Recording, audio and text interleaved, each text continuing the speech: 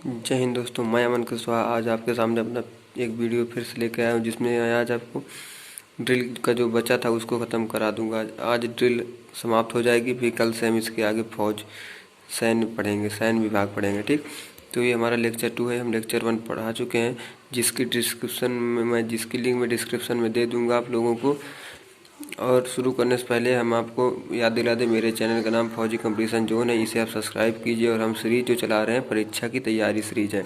इससे मैं ये कह रहा हूँ कि मैं आपको जितने वीडियो अब देने वाला हूँ, सारे वीडियोस आपको 10 या 15 नंबर दे के जाएंगे। हर वीडियो जितनी में इसकी सीरीज जब तक मैं ख़त्म नहीं हो जब तक ये सीरीज चलती रहेगी। ठीक, हाँ, विथ एक दिन कॉन्सेप्ट कराऊंगा, फिर एक दिन उसका सवाल कराऊंगा। जैसे कि कल मैं कॉन्सेप्ट आपको बताया था, कॉन्सेप्ट बताया था, आज उसका देखिए क्वेश्चन लेके आया हूँ। चलिए आइए हम शुरू करते हैं।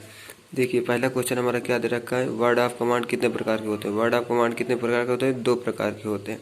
पहला कौन कौन सा होता है, चेतावनी होता है, दूसरा क्या होता है, कार्यकारी। और देखिए इसमें कैसे, चेतावनी क्या होता है, जैसे हम बोलते हैं ना परेड आगे बढ़ेगा, ये हमारा क्या हो गया, ये हमारी चेतावनी हो गई। और दाएं मुड़ जो बोलते हैं वो हमारी कार्यकारी हो गई। और ये जो नंबर 78 064 0805, इसमें आप व्हाट्सएप पे मैसेज कीजिएगा तो मैं आपको पीडीएफ दे दूंगा। ठीक, पीडीएफ में अगर पासवर्ड लगा रहे तो आप पासवर्ड में अमन सर डाल दीजिएगा, खुल जाएगा, स्मॉल लेटर में डालिएगा। ठीक, तो आइए दूसरे क्वेश्चन में चलते हैं। अच्छे वर्ड ऑफ कमांड की विशेषताएं क्या है। अच्छे वर्ड ऑफ कमांड की विशेषताएं क्या है। अच्छे वर्ड ऑफ कमांड की विशेषताएं निम्न है। पहला क्या देखिए, वर्ड ऑफ कमांड स्पष्ट और जोर से बोला जाना चाहिए। ठीक, स्पष्ट और जोर से बोला जाना चाहिए, मतलब अधिक आवाज़ में, ऊंची आवाज़ में बोलना चाहिए, उचित आवाज़ में होना चाहिए। इसमें देखिए लिखा हुआ है दूसरे में। चेतावनी व कार्यकारी कमांड के बीच में समय अंतराल होना चाहिए, मतलब कुछ देर का, जैसे परेड आगे बढ़ेगा, न बोल के रुक जाओ, फिर दाएं मुड़, ऐसे बोला चाहिए। ये नहीं परेड आगे बढ़ेगा दाएं मुड़, इतना नहीं बोला जाता। तो चेतावनी व कार्यकारी वर्ड ऑफ कमांड में सही समन्वय रहना चाहिए। ठीक है, अब तीसरा क्वेश्चन हमारा क्या है, निम्नलिखित में गार्ड सम्मान की संख्या लिखे। मतलब क्या, राष्ट्रपति को कितने गार्ड सम्मान देते हैं, 150 गार्ड। और इनकी रैंक कितनी बनती है, 3 बनती है। ठीक, और दो रैंक इसकी बनती है। भारत के प्रधानमंत्री को कितने गार्ड सम्मान देते हैं, 100। ठीक, 100 कैडेट सम्मान देते हैं। और हमारा टेलीग्राम ग्रुप है फौजी कंपटीशन जोन, आप सर्च कीजिएगा उसमें आ जाएगा, और उसमें भी मैं पूरी पीडीएफ दे देता हूँ। ठीक, आइए, जनरल सैल्यूट किसे दिया जाता है, ये हमारा चौथा क्वेश्चन है। जनरल सैल्यूट ये बहुत इंपॉर्टेंट क्वेश्चन है। ठीक, इम्पॉर्टेंट क्वेश्चन, इसको आप याद रखिएगा इसमें, क्योंकि बहुत से लोग कंफ्यूज रहते हैं। मेजर जनरल और उनके ऊपर के रैंक के गणमान्य व्यक्ति को जनरल सैल्यूट दिया जाता है। ठीक, क्या देखिए, मेजर जनरल और उसके ऊपर के रैंक के गणमान्य व्यक्ति को जनरल सैल्यूट दिया जाता है। इतना आपको समझ में आया जितना मैं आपको बताया। चलिए फिर आगे बढ़ते हैं। पांचवा क्वेश्चन देखिए, पांचवा क्वेश्चन क्या कह रहा है, राष्ट्रीय सैल्यूट किसे किसे दिया जाता है। राष्ट्रीय सैल्यूट सिर्फ 3 लोगों को दिया जाता है। किसको किसको, राष्ट्रीय ध्वज को दिया जाता है, भारत के राष्ट्रपति को दिया जाता है, राज्यों के राज्यपाल को दिया जाता है। ठीक, राष्ट्रीय ध्वज को दिया जाता है, भारत के राष्ट्रपति को, और राज्यों के राज्यपाल को दिया जाता है। फिर से देखिए यहाँ पे पीडीएफ के लिए मैं लिख दिया हूँ, आपको नंबर डालकर आप मेरे पास मैसेज कर सकते हैं, या तो कमेंट कर दीजिएगा, फिर भी मैं दे दूँगा। रैंक और फाइल में अंतर बताओ।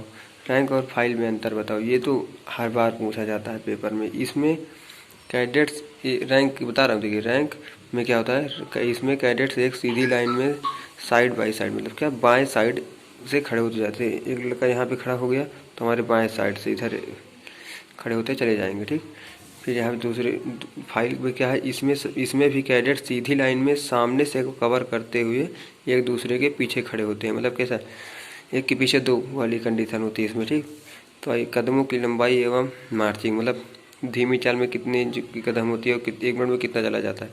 देखिए धीमी चाल में 30 इंच की कदम होती है, कदमों की लंबाई होती है, और 1 मिनट में कितने कदम चलते हैं, 70। और तेज चाल में 30 इंच इसमें भी होती है, और चलते कितना है, 120 कदम। ठीक, और दौड़ चाल में 40 इंच होती है, और इसमें चलते हैं 180। ठीक, आइए अगला क्वेश्चन देखिए। इसमें अगला क्वेश्चन क्या कह रहा है, लाइन तोड़ और विसर्जन में क्या अंतर है। लाइन तोड़ और विसर्जन में क्या अंतर है। पहले देखो लाइन तोड़ के रूप में, मतलब लाइन तोड़ के आदेश में दाएं मुड़ें और तथा लाइन तोड़ें। ठीक, मतलब दाएं मुड़कर लाइन तोड़ दें। एक कदम चल के, और इसमें सैल्यूट नहीं दिया जाता। तथा जितने में देखिए ये मैं हाईलाइटर लगाया हूँ, आपको इसको तो याद ही रखना है। तथा लाइन तोड़ने वाले कैडेट, ये मतलब जब एक कैडेट को दिया जाता है, तथा लाइन तोड़ने वाले कैडेट अपने परेड का स्थान या मार्च की लाइन नहीं छोड़ते, ठीक। और लाइन तोड़ परेड की समाप्ति ना होकर एक विराम है। आपको इतना याद है, आप इसको याद रख लीजिए। और जितने में ये लगा हुआ ये विसर्जन, देखिए क्या है विसर्जन में, क्या है विसर्जन के आदेश पर दाएं मुड़े, सैल्यूट करें, 2 या 3 कदम आगे चलकर लाइन तोड़ें और परेड ग्राउंड से तेजी से छोड़ दें। परेड ग्राउंड को तेजी छोड़ दें। यदि परेड पर अफसर या जेसीओ नहीं है तो सैल्यूट नहीं दिया जाता, मतलब नहीं दिया जाता, सैल्यूट की आवश्यकता नहीं है।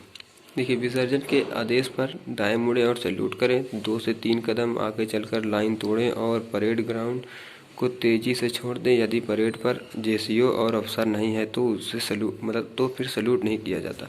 आइए देखिए रिक्त स्थानों की पूर्ति के रूप में मैं कुछ क्वेश्चन बना दिया हूँ, ये आते हैं। जितने ये सब ड्रिल से संबंधित क्वेश्चन हैं इसमें जितने हैं आज। सावधान में 2 एड़ियों के बीच का कोण होता है 30।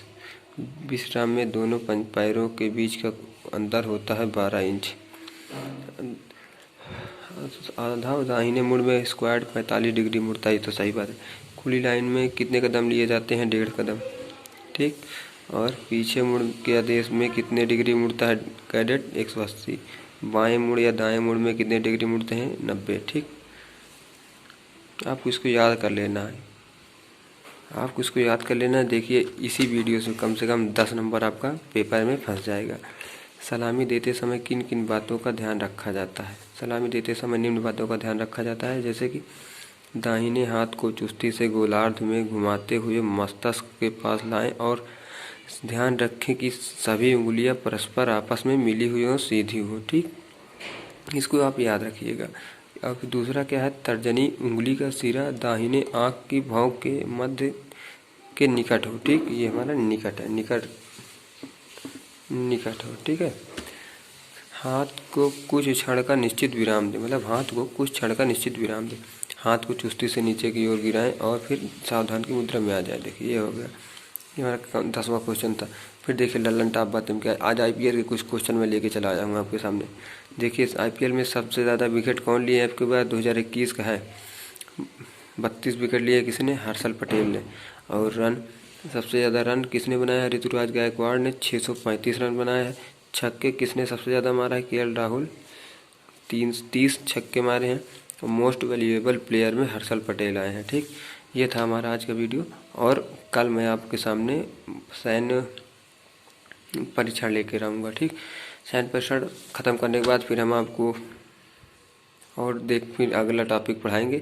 इसी तरीके मैं आपके सामने एक दिन कॉन्सेप्ट क्लियर कराऊंगा और एक दिन वो क्लियर कराऊंगा, ठीक। जय हिंद, जय भारत।